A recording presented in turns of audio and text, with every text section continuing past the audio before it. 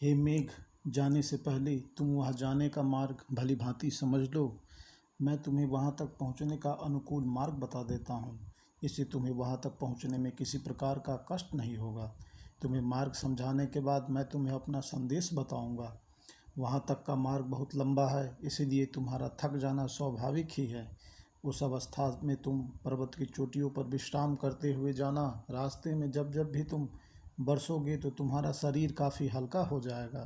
तुम स्वयं को दुर्बल और कृश अनुभव करने लगोगे। ऐसी अवस्था में तुम रास्ते में पड़ने वाली नदियों का अत्यंत हल्का सुपाच्य और पथ्य जल पीकर आगे बढ़ना। नदियों का जल क्योंकि गुरुत्व दोष से रहित होता है, इसीलिए स्वास्थ्य के लिए उत्तम होता है। इस सुंदर पर्वत से जब जब तुम ऊपर की ओर उड़ने लगोगे तो तुम्हें आकाश मार्ग से जाते देख वनों में साधना करने वाले सिद्ध पुरुषों की भोली भाली पत्नियां आंखें फाड़ फाड़ कर तुम्हारी ओर देखेगी। सुंदर और सिद्धि प्राप्त वे स्त्रियां जब तुम्हारी ओर देखेगी तो तुम्हारा उत्साह दुगना हो जाएगा। तब तुम अवश्य ही उन स्त्रियों से प्रशंसा प्राप्त करना चाहोगे। वे स्त्रियां तुम्हारी ओर देखकर मन में यह आशंका करेगी कि कहीं पवन इस पहाड़ की चोटी को तो उड़ाए नहीं ले जा रहा। इस प्रकार उत्साह के साथ उड़ते हुए तुम स्त्रियों की मोटी मोटी सूढ़ों जैसे सुडौल हाथों को फटकारों की को एक ओर धकेल देना और उत्तर दिशा की ओर उड़ जाना। उत्तर दिशा की ओर मुड़ने के बाद तुम्हें वहां सामने की ओर उठा हुआ इंद्रधनुष का एक भाग बहुत ही सुंदर दिखाई देगा। तुम्हें ऐसा लगेगा जैसे बहुत से रत्नों और मणियों की चमक एक साथ लाकर वहां एकत्रित कर दी गई हो। इस इंद्रधनुष से सजा तुम्हारा श्यामला शरीर ऐसा सुंदर लगने लगेगा जैसे मोर मुकुट धारण किए और ग्वाले का वेश बनाए साक्षात भगवान श्री कृष्ण ही वहां आकर खड़े हो गए हो। हे मेघ, केवल किसी का अच्छा या बुरा होना ही तुम पर निर्भर नहीं करता, बल्कि उसका होना या ना होना भी तुम पर निर्भर करता है। जब तुम इस रास्ते से जाओगे तो तुम्हारे किसानों की सुंदर और सुडौल ललनाएं भी तुमको बड़े प्रेम और आदर के साथ जाते हुए देखेगी। उन बालाओं को यद्यपि भ्रूविलास भ्रूकुटी कटाक्ष बिल्कुल नहीं आता, फिर भी तुम उनके नैनों में अपने प्रति प्रेम व आकर्षण पाओगे। वे तुम्हें प्रेम भरी भोली भाली चितवन से यूँ निहारेगी जैसे तुम पी जाना चाहती हो। तुम माल नामक ऊंचे पर्वतीय प्रदेश पर चढ़ जाना और इस प्रकार बरसना जिससे तत्काल ही खेतों को हल से जोता जा सके। तुम बस वहाँ इतना ही बरसना जिससे वहाँ की सूखी मिट्टी सोंधी सोंधी सुगंध देने लगे। यह सुगंध बच्चे बूढ़े व जवान सभी को आनंद से भर देगी। उन पर कृपा करने के बाद तुम थोड़ा पश्चिम की ओर घूम जाना। वहाँ बरसने के बाद तुम्हारा शरीर कुछ हल्का हो जाएगा। जब तुम पुनः तेज गति से उत्तर दिशा की ओर बढ़ जाना। पूर्व में मूसलाधार वर्षा करके तुम वन की अग्नि को शांत कर दोगे। इसके बाद तुम आगे बढ़ जाना तथा आम्रकूट पर जा पहुंचना। जब तुम वहां पहुंचोगे तो वहां भी स्वाभाविक रूप से ही मूसलाधार वर्षा करोगे। इससे आम्रकूट तुम्हारा उपकार मानेगा। वह तुम्हें थका हुआ जानकर बड़े प्रेम से तुम्हें मित्र बनाकर अपनी चोटी पर सम्मान के साथ तुमसे विश्राम करने का अनुरोध करेगा, क्योंकि तुच्छ या दरिद्र व्यक्ति भी आश्रय प्राप्त करने हेतु मित्र के आने पर उसका स्वागत ही करता है, उससे विमुख नहीं होता।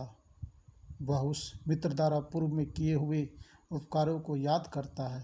फिर आम्रकूट जैसे श्रेष्ठ पर्वत का तो कहना ही क्या, वह भला तुम्हारी सेवा से विमुख थोड़े ही हो सकता है, कभी नहीं हो सकता। पके हुए फलों से शोभित आम्र वृक्षों से ढके हुए आसपास के स्थल वाला वह आम्रकूट नामक पर्वत पीला सा हो गया होगा। जब तुम वहां पहुंचोगे उसकी चोटी पर, जब तुम कोमल बालों से जुड़े के समान अपना सांवला रंग लेकर चढ़ोगे तो वह पर्वत देवता दंपतियों को दूर से ही ऐसा दिखाई देगा मानो वह पृथ्वी रूपी युवती का उठा हुआ ऐसा स्तन हो जिसके मध्य में काली घुंडी हो और जो चारों ओर से पीला हो। हे मेघ, वनवासी स्त्रियां द्वारा भोग किए गए लता कुंजों वाले आम्रकूट नामक पर्वत पर 2 घड़ी रुक जाना, वहाँ खूब जल बरसना तथा हल्के हो जाना। इससे तुम्हारी गति तीव्र हो जाएगी। इसके बाद आम्रकूट के रास्ते को पार करके जब तुम अपने आगे बढ़ोगे तो तुम्हें चट्टानों के कारण उबड़-खाबड़ विंध्याचल की तलहटी में बिखरी हुई अर्थात सभी ओर बह रही नर्मदा नदी दिखाई देगी। यह तुम्हें हाथी के शरीर पर चित्रित रेखाओं की सजावट के समान दिखाई देगी। उस आम्रकूट के सघन कुंजों में वनिताएं भ्रमण करती है। यहाँ रुककर तुम कुछ समय के लिए आराम करना, फिर आगे की ओर बढ़ जाना। वहाँ तुम रेवा नदी के सुमधुर जल का पान करना। यह जल जंगली हाथियों की सुगंधित मद में बसा हुआ जामुन के कुंजों के बीच से बहता है। यह जल पीकर तुम आगे बढ़ जाना। जल पीकर तुम्हारी देह कुछ भारी हो जाएगी। वहाँ बहने वाली बयार तुम्हें इधर उधर झुला नहीं सकेगी, क्योंकि अंतर्बल से हीन व्यक्ति हल्का होता है। ऐसे व्यक्ति को सभी दुत्कारते हैं, परंतु जो पूर्णता रखते हैं उनका सभी स्थानों पर आदर और स्वागत होता है। जब तुम पर्वतों के शिखरों पर जल बरसाते हुए आगे बढ़ रहे होगे, तब तुम्हें अधपके हरे पीले कदम्ब के पुष्पों पर मंडराते हुए भ्रमर दिखाई देंगे। इसके अलावा तुम्हें हल्की दलदल वाले क्षेत्रों में नई फूली कंदली की पत्तियों को चरते हुए हिरन तथा जंगली धरती की तीखी गंध सूंघते हुए हाथी दिखाई देंगे। ये हाथी तुम्हें अपनी सूंडों द्वारा आगे का मार्ग बता देंगे। हे मेघ, ऊपर ही ऊपर जल की बूंद को पी जाने वाले चातकों को देखने वाली तथा बक पंक्तियों को 1 2 3 इत्यादि गणना के द्वारा हाथ से दिखाते हुए सिद्ध लोगों की प्यारी पत्नियां जब तुम्हारे गर्जन सुनेगी तो वे घबराकर अपनी पतियों से लिपट जाएगी। उस अवसर पर वे सिद्ध लोग अनायास ही आलिंगन सुख को प्राप्त करके तुम्हारा उपकार मानेंगे। वे तुम्हारा सम्मान करेंगे तथा तुम्हें धन्यवाद देंगे। माननीय स्त्रियां मनाए जाने पर ही कामोत्सव में अपने प्रियतम के अनुकूल होती है, परंतु जब मेघ गरजता है तो उसके गर्जन के डर से वे कांप उठती हैं तथा स्वयं ही अपने प्रियतमों का आलिंगन कर लेती हैं। उन्हें मनाने के लिए तब प्रयत्न नहीं करने पड़ते। यही मेघ गर्जन का कमाल होता है। ऐसे में भला सिद्ध पुरुष मेघ का सम्मान कैसे नहीं करेंगे। हे मित्र मेघ, मुझे पूरा विश्वास है कि मेरा कार्य सिद्ध करने के लिए तुम झटपट वहाँ से जाना चाहोगे। एक क्षण भी वहाँ रुकना तुम्हें उचित नहीं लगेगा। इसके बावजूद तुम चमेली के फूलों से लदे हुए उन सुगंधित पर्वतों पर कुछ क्षण के लिए ठहरने से स्वयं को नहीं रोक पाओगे। उस समय वहाँ के मोर अपनी आँखों में आनंद के आंसू भरकर अपनी मधुर कूक से तुम्हारा स्वागत करेंगे। तुम तो जानते ही हो कि वर्षा ऋतु के आगमन पर मेघ की छटा देखकर मोर बहुत प्रसन्न होते हैं। वे आँखों में प्रसन्नता के आंसू लिए नाचने लगते हैं। यही उनके गर्भ धारण का समय होता है। कहा जाता है कि नृत्यकालीन उन आंसुओं को पीकर ही मोरनियाँ गर्भ धारण करती है, परंतु मेरी तुमसे प्रार्थना है कि ऐसे दृश्यों को देखते रहने में विलंब न करना। तुम अधिक समय तक वहाँ न रुकना तथा झटपट वहाँ से आगे के लिए चल देना। जब तुम दशार्ण देश के निकट पहुँचोगे तब तुम्हें वहाँ पर फूले हुए केवड़ों के कारण वहाँ के फूल तुम्हें उपवनों की बाढ़ कुछ उजली उजली दिखाई देगी। वहाँ के गांवों के मंदिर कौवों आदि पक्षियों के घोंसले से भरे हुए मिलेंगे। वहाँ के जंगल पके हुए काले जामुनों से लदे हुए मिलेंगे। इस शुभ अवसर पर कुछ दिनों के लिए मानसरोवर से हंस भी वहाँ आकर निवास कर रहे होंगे। दर्शानंद देश की शोभा इन सब से बढ़ जाएगी। हे मेघ, सर्वत्र प्रसिद्ध नाम वाले दर्शानंद देश की राजधानी का नाम विदिशा है। वहाँ पहुँचने के बाद तुम्हें कामुक होने का संपूर्ण फल प्राप्त हो जाएगा। वहाँ तुम्हें विलास की सारी सामग्री उपलब्ध हो जाएगी। जब तुम वहाँ के सुहावनी मनभावनी और नाचती लहरों वाली वित्रवती नामक नदी के तीर पर गर्जन करके उसका मीठा जल पियोगे, तब तुम्हें ऐसा लगेगा मानो तुम किसी कटीली भगु वाली कामनी के होठों का रस पी रहे हो। तुम उस जल को ठीक वैसे ही पियोगे जैसे किसी दंतछत से पीड़ित नायक भ्रूविलास युक्त नायिका के मुखाधर का पान करता है। हे मेघ, वहाँ पास में ही नीचे नामक की एक छोटी सी पहाड़ी है। तुम वहाँ रुककर कुछ देर के लिए विश्राम करना, वहाँ कदम्ब के फूल खिल रहे होंगे। वे तुम्हें इस बात का आभास देंगे कि तुम्हारा स्वागत करके वे कितने रोमांचित हैं। तुम्हें पाकर उनका रोम रोम खिल उठेगा। उसी पहाड़ी की गुफाओं में से उन सुगंधित पदार्थों की गंध निकल रही होगी जिसे रसिक पुरुष वेश्याओं के साथ रति के समय प्रयोग किया करते हैं। इससे तुम्हें यह भी ज्ञात हो जाएगा कि वहाँ के विलासी पुरुष किस प्रकार का उत्कट यौवन का रसपान करते हैं। उस नीचय नामक पहाड़ी पर विश्राम करने के बाद वन की नदियों के किनारे स्वयं जगी हुई जंगली नदियों के तीरों पर उपवन में खिली हुई जूही की कलियों को अपने जल की फुहारों से सींचना। इसके बाद वहाँ फूल तोड़ने वाले मालिनियों के मुख पर अपनी छाया करना। उनसे थोड़ी सी जान पहचान बढ़ाकर फिर तुम आगे निकल जाना। उन मालिनी स्त्रियों के कानों में लटके हुए कमल की पखुंडियों जैसे कर्णफूल उनके कपोलों से बहने वाली पसीने से लगकर कुछ कुछ मैले हो गए होंगे, परंतु इससे उनकी सुंदरता में किसी प्रकार की कोई कमी नहीं आएगी। उनसे क्षण भर का परिचय पाकर अपने रास्ते पर आगे जाना। हे मेघ, उत्तर की ओर जाने पर तुम्हें उज्जैनी वाला मार्ग मिलेगा। हालांकि यह मार्ग कुछ टेढ़ा होगा, फिर भी तुम उज्जैनी के महलों के ऊपरी भाग का परिचय प्राप्त करना न भूलना। तुम उसी मार्ग से ही जाना, क्योंकि उस नगर की शोभा बहुत सुंदर है। तुम उस शोभा को देखना मत भूलना। वह स्थान जहाँ अत्यंत रमणीय है, वहीं कालिदास के आश्रयदाता की राजधानी भी है। वह कालिदास का निवास स्थान है। तुम वहाँ की चंचल चितवन वाली ललनाओं को देखना। यद्यपि वे तुम्हारे गर्जन से डर जाएगी, तथापि अपनी तिरछी चितवन से वे तुमको रिझाने का यत्न करेगी। वहाँ के महल अत्यंत धवल है। तुम वहाँ की रमणियों के प्रणय भाव को देखना और उनकी चंचल चितवनों की मार्ग का आनंद लेना। यदि तुम उन पर न रिझे तो समझ लो तुम्हारा जन्म व्यर्थ गया। यदि तुम उनके कटाक्षपात से घायल होते हुए भी कल्पनातीत आनंद का अनुभव नहीं करोगे तो तुम्हारा जीना बेकार है। यदि तुम उनके चंचल कटाक्षपातों द्वारा नहीं निहारे गए तो अपने जीवन को विफल मानना। यदि तुमने उस रमणीय दृश्य को नहीं देखा तो स्वयं को नेत्रों से वंचित मानना। यदि तुम्हारे नेत्रों ने उन सुंदर भाव भंगिमाओं को नहीं देखा तो क्या देखा। उज्जैनी की ओर जाते हुए तुम मार्ग में बहने वाली निर्विंध्या नदी का भी रस ले लेना। जब तुम इस नदी के पास पहुँचोगे तब उसके रत्याच नावचन हाव भाव को देखकर नायिका के उपयोग के समान रति सुख को प्राप्त करोगे। इस नदी की उछलती हुई लहरों पर पक्षियों की चहचहाती हुई पंक्तियाँ ही करधनी से दिखाई देगी।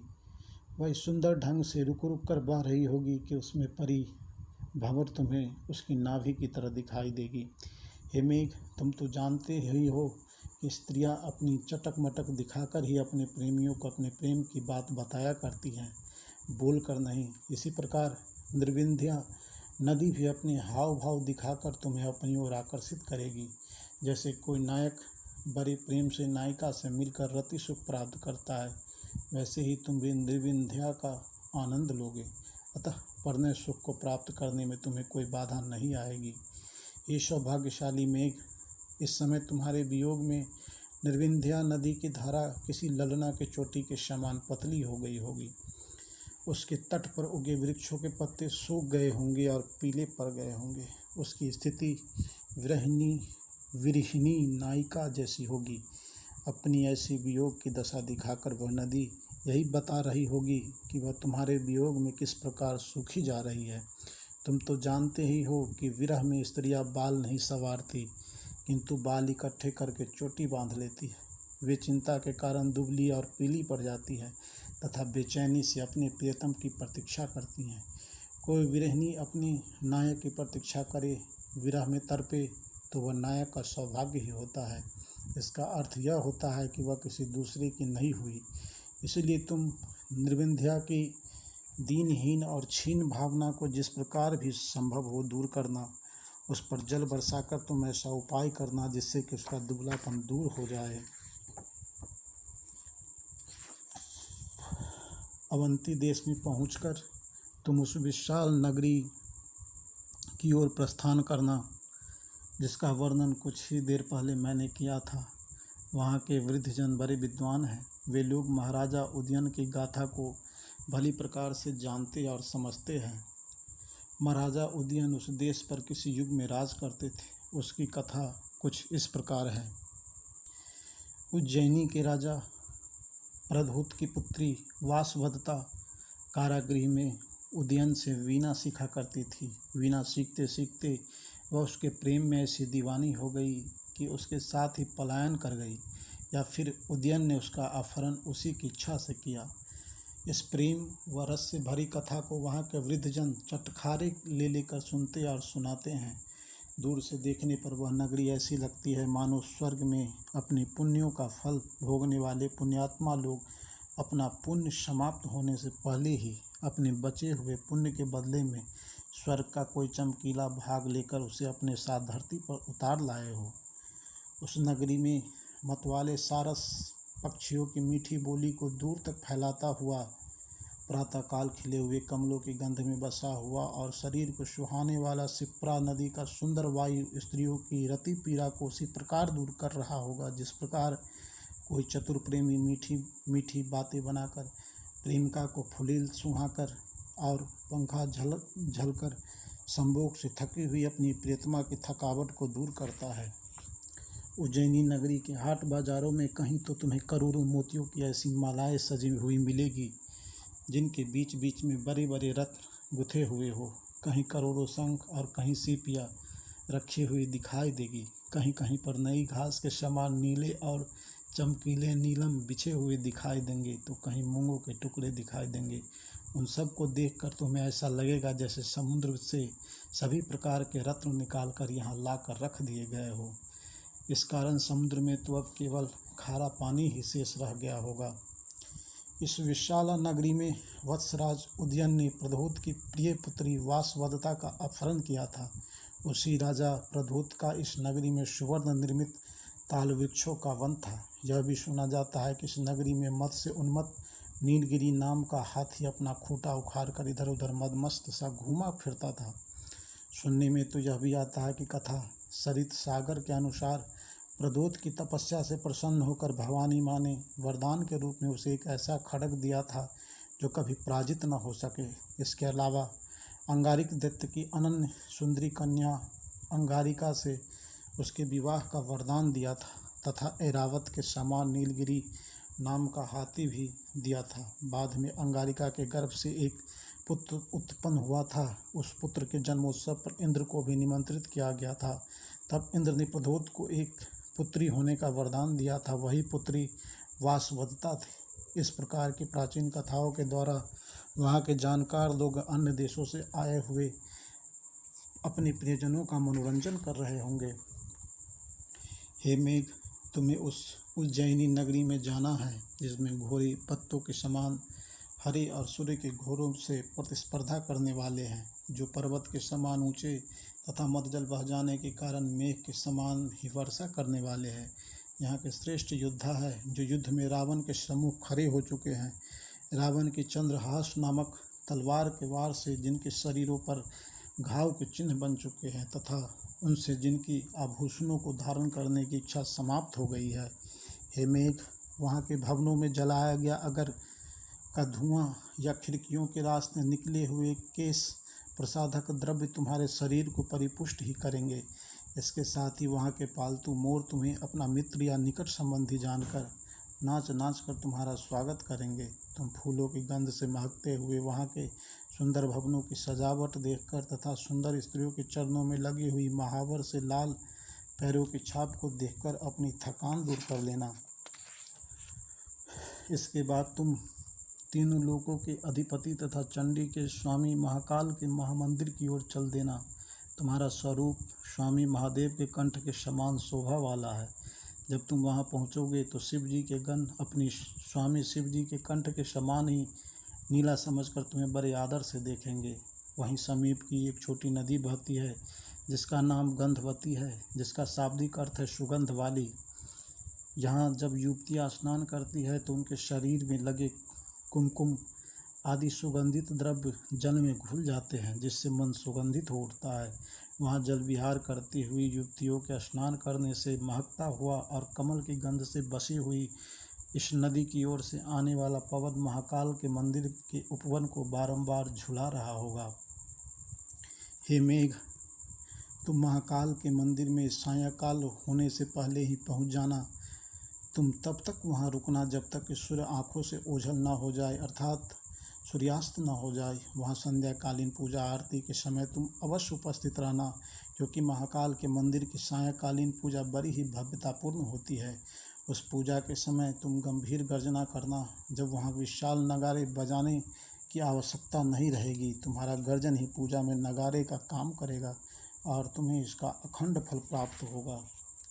संध्या के समय महाकाल के मंदिर में नृत्य चल रहा होगा। वहाँ वेश्याएँ और देवदासियाँ नाच रही होगी। तुम तो जानते ही हो कि देवदासियाँ मंदिरों में मूर्ति के सम्मुख नृत्य करती हैं तथा मंदिरों की सेवा करती है। वहाँ थिरकते हुए जिन वेश्याओं की करधनी के घुंघरू बड़ी मंद और मधुर बज रहे होंगे, जिनके साथ रत्नों की चमक से दमकते हुए दंडों वाले चंवट डुलाते डुलाते थक गए होंगे, उन वेश्याओं के नक्षत्रों पर जब तुम्हारी ठंडी ठंडी बूंदी पड़ेगी तब उन्हें बहुत सुख मिलेगा। तब वे बड़े प्रेम से मोरों के पातों के समान अपनी सुंदर और बड़ी बड़ी चितवन तुम्हारी ओर डालेगी। इस प्रकार तुम उन वेश्याओं को सुख दोगे और वे तुम्हें सुख देगी। सायंकालीन पूजा के उपरांत जब महाकाल अपना तांडव नृत्य करने लगे, उस समय तुम सांझ की लालिमा लेकर उन वृक्षों पर छा जाना जो उनकी ऊंची उठी हुई बाँह के समान खड़े होंगे। ऐसा करने से शिव जी के मन में हाथी की खाल ओढ़ने की इच्छा होगी, वह भी पूरी हो जाएगी। पौराणिक कथा के अनुसार शिव जी ने गजरूपधारी गजासुर का वध करने के उपरांत प्रसन्न होकर गजासुर के लहू से गीले चम्र को अपनी ऊंची भुजाओं पर धारण करके तांडव नृत्य किया था। उस नृत्य को देखकर पार्वती जी बहुत डर गई थी। इसके बाद से शिव जी तांडव नृत्य के समय हमेशा इसे धारण करने लगे, जब उनका अलंकार बन गया। जब तुम पूजा के उपरांत चर्म के वर्ण को बनकर वन वृक्षों के समान उनकी उन्नत भुजाओं पर मंडलाकर होकर छा जाओगे तो शिव जी को रक्त से सना चर्म नहीं ओढ़ना पड़ेगा। तुम्हारी इस क्रिया से पार्वती जी भी प्रसन्न हो जाएगी, क्योंकि उन्हें रक्त से सना चर्म नहीं देखना पड़ेगा, उनका भय दूर हो जाएगा।